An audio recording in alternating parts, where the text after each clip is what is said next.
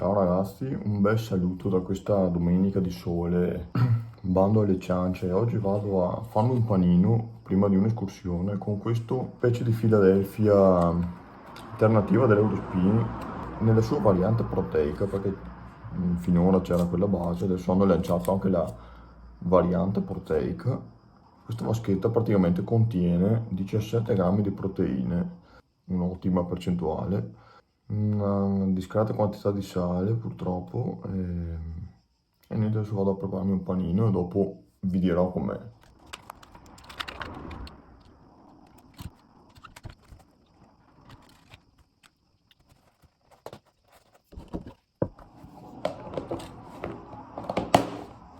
Alla fine il panino l'ho mangiato, non mi sono più ricordato di farvi sapere com'era. Vabbè, adesso è passato un po' di tempo da quella volta, però l'ho ricomprata la crema qua spalmabile proteica dell'Eurospin. Proprietà nutritive, ok, proteica e tutto per la palestra, per la dieta, come gusto decisamente meglio della Philadelphia normale.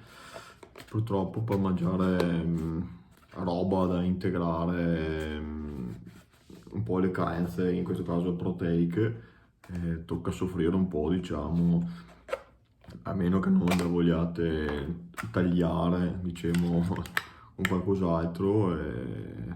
E come gusto diciamo un 5, dai, senza denigrare né niente, un gusto mio è tra l'altro, quindi magari a qualcun altro potrà piacere.